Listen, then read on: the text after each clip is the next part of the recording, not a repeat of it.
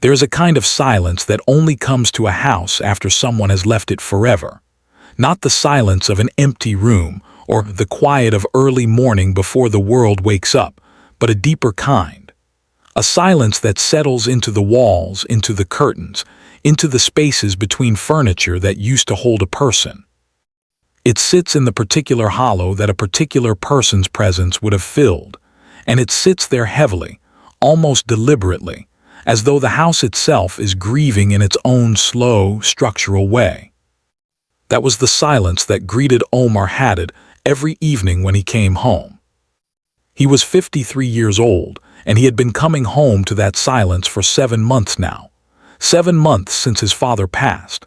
7 months since the chair by the window had stopped being his father's chair and become just a chair. 7 months of leftovers he did not finish, of tea he made for two out of old habit, of reaching for his phone to call someone who would no longer pick up, then stopping, then standing in the kitchen with his phone in his hand, feeling the full weight of that small, ordinary impossibility.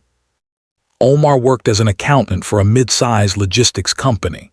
Numbers were his language, precision his comfort. He understood the world best in columns and balances, in debits and credits, in the satisfying way that things could be made to add up if you were careful and patient enough. Life, to him, was something you could track, organize, and manage if you were disciplined about it. But grief, he was learning, does not fit into any column. It refuses to be categorized. It does not respond to discipline or to careful management. It arrives in waves and in whispers, in the smell of old wool, in the sound of a particular song drifting from a passing car, in the sight of bread at the market that his father used to like, which Omar would sometimes pick up and put in his basket before remembering, and then stand there for a moment with the bread in his hand, not sure whether to put it back. His father, Karim, had been a simple man in the most dignified sense of that word. He had spent 40 years working as a tailor in the same shop on the same narrow street, sewing the same careful stitches, greeting the same neighbors and their children and their children's children. He never traveled far. He never accumulated much in the way of things. He spoke quietly and laughed freely and kept his promises without treating them as sacrifices.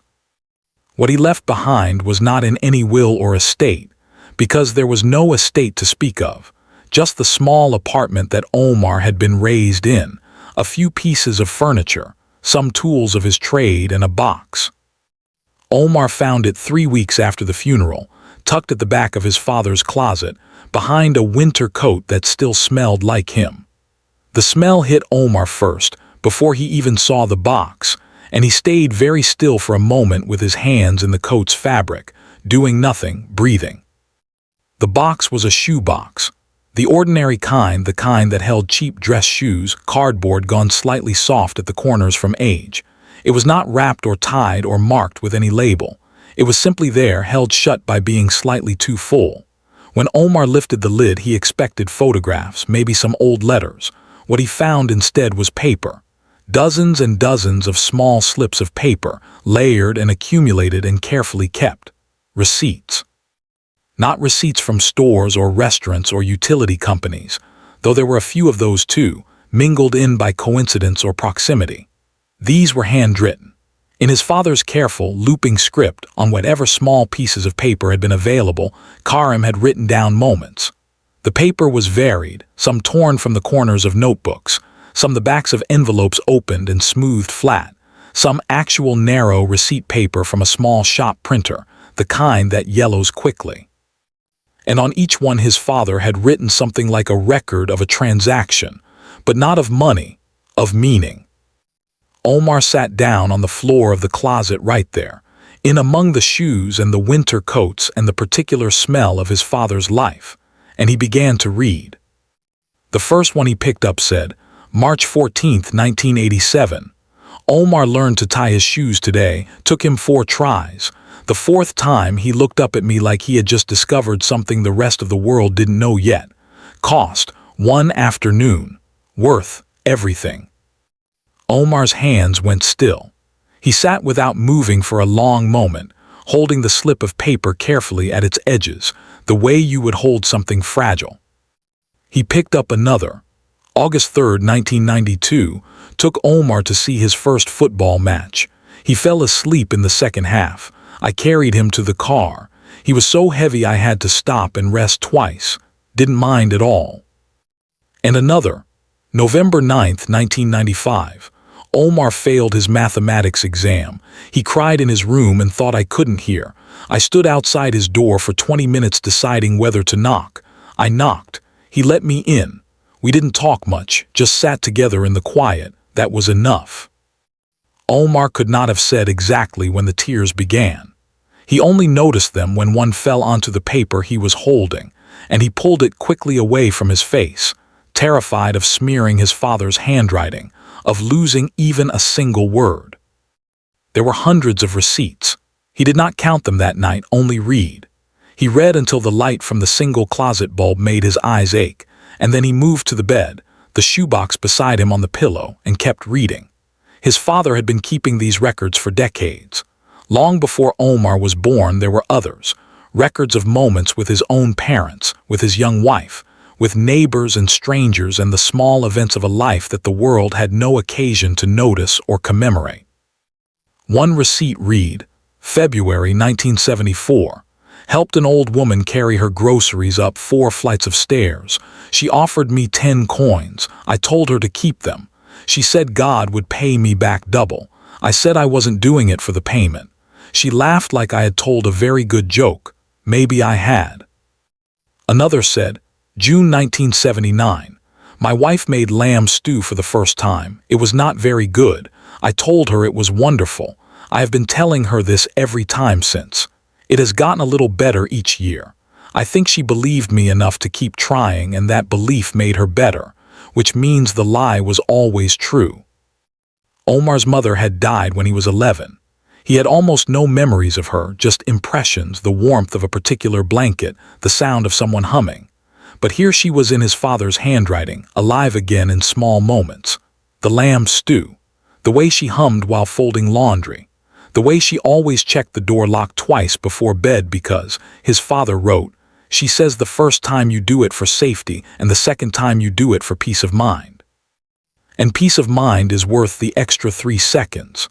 His father had written it all down, not for any audience, not with any plan to share it, just because, apparently, Karim had understood something about the nature of living that most people only discover when it is too late to act on.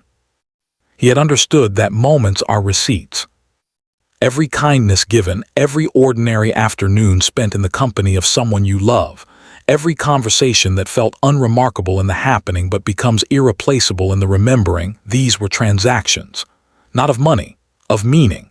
And like any receipt, if you did not keep them, did not acknowledge them, did not store them somewhere safe from the erosion of ordinary forgetting, they simply vanished, crumpled, lost, as though they had never been. But Karim had kept them carefully and consistently, for decades, on whatever paper was at hand. Omar did not go to work the next day. He called in and said he was unwell, which was not entirely untrue.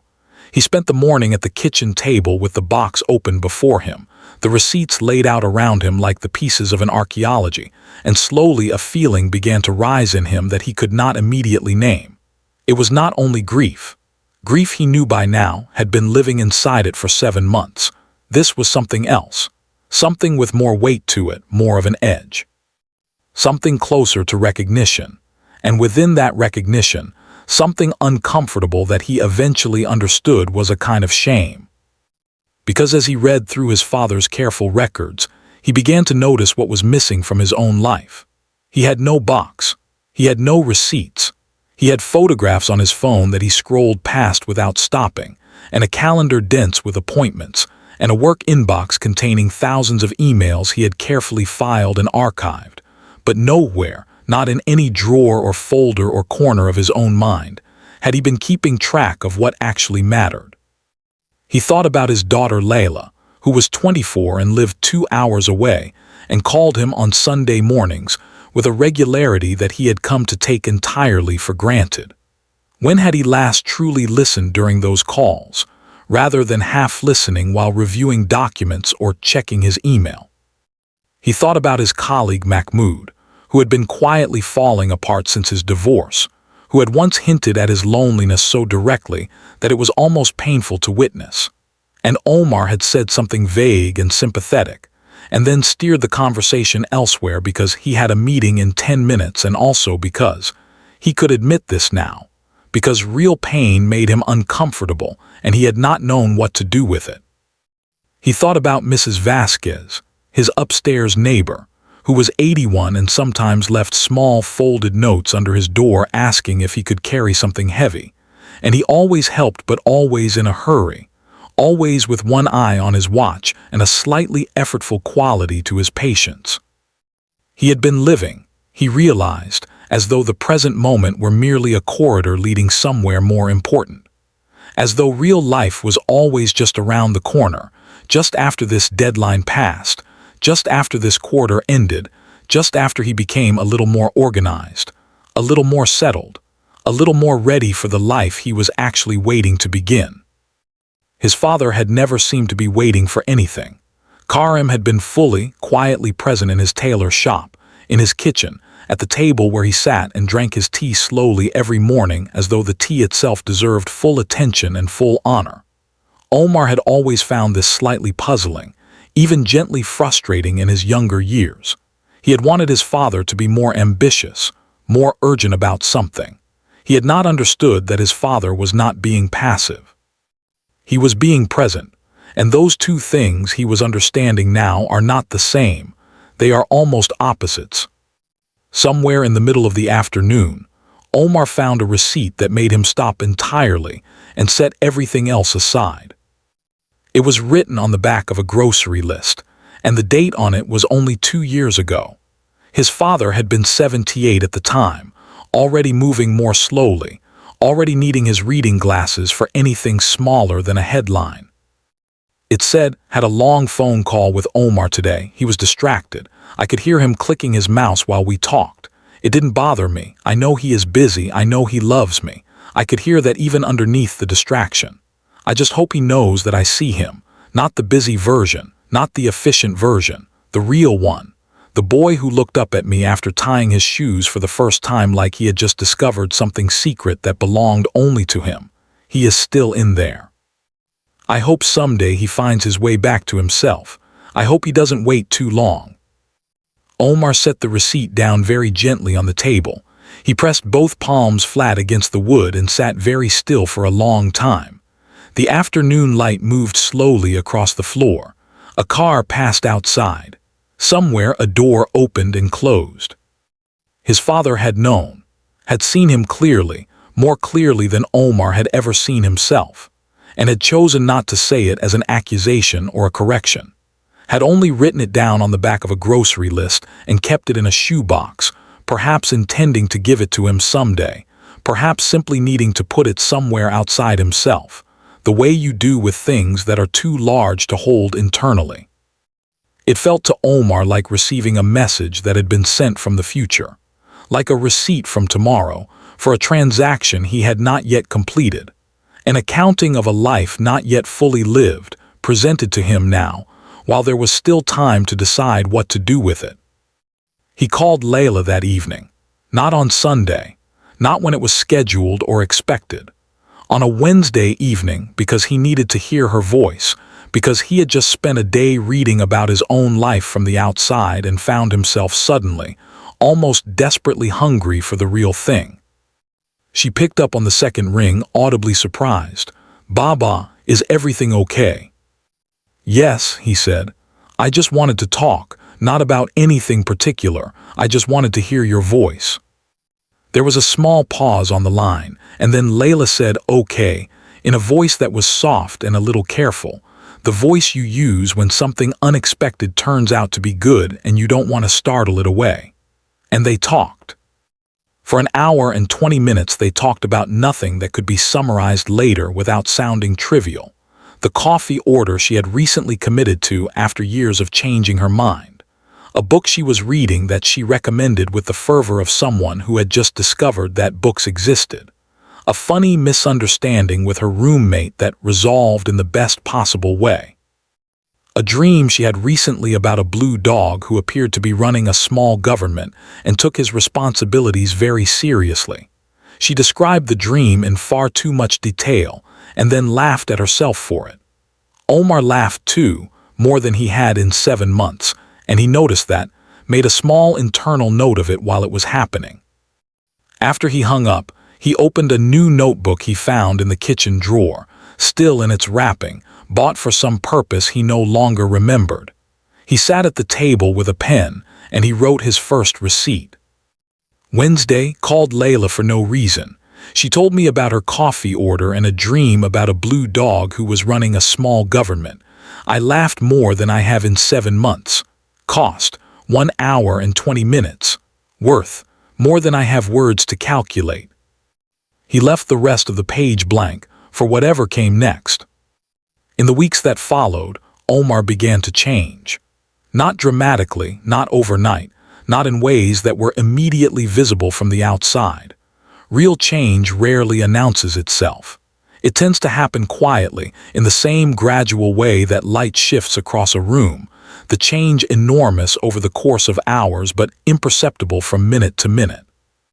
He began arriving to work a few minutes early, and using those minutes not to get a head start on the morning's emails, but to sit in the car and simply look at the parking lot, at the way early morning light falls differently than any other light, at the pigeons doing whatever it is pigeons find worth doing.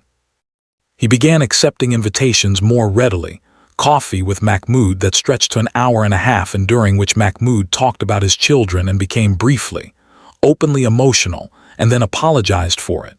And Omar said there is nothing to apologize for, and meant it completely. He went on the walk Mrs. Vasquez had proposed weeks earlier, and during which she told him stories about the city from 50 years ago that he could not verify but found completely convincing. He started listening to people differently. When you know you might want to write something down later, you pay attention differently in the moment. You look for texture, not just outline. You register the small specific details that make a moment belong only to itself and to no other moment. You begin to understand that what you thought was ordinary life was, all along, extraordinary material that you had agreed, by habit and distraction and the low hum of constant urgency, to treat as background noise. He visited his father's grave on the first day of spring and brought no flowers, because his father had always said that flowers for the dead were grown for the comfort of the living, which he did not say unkindly, only honestly. Omar brought a thermos of tea instead and sat beside the stone in the thin new warmth of March and talked aloud for a while, quietly, about the shoebox, about what the receipts had done to him, about how strange it was to be changed by someone after they had gone, to receive something essential only once the person who gave it was no longer there to see whether you had received it or not. "You never told me," Omar said to the stone and the grass and the particular silence of that place. "You never sat me down, never gave me a speech about how to live. You just lived, and left me the evidence." He stayed for a long time after that, drinking his tea slowly, the way his father would have. A year after finding the box, Omar sat at the same kitchen table and wrote a letter to Layla. Not a text message. A letter on paper in his own handwriting, folded into an envelope and addressed by hand. He told her about her grandfather's receipts. He told her what they had meant to him and what they had changed in him. And he told her that he had been keeping a notebook of his own, and that she was in it many times, and that if something ever happened to him, the notebook would be for her. Not because he was being morbid, not to make any kind of grand point, just so she would know, whenever she read it, that he had been paying attention, that he had been present, that the ordinary moments of their life together had not passed through him unnoticed and unvalued. He mailed the letter, put it in a real envelope with a real stamp, because the ceremony of it felt right, felt like the kind of small, deliberate gesture his father would have made without needing to explain why. Layla called the day it arrived. She was crying in that particular way that is not sad but is full, the way you cry when you feel seen rather than when you feel hurt. "Baba," she said, I didn't know Jaido kept all that." "Neither did I," Omar said. "He never told me." She was quiet for a moment. Then she said, "Do you think that's why he was always so calm? Like things didn't rattle him the way they rattle most people?"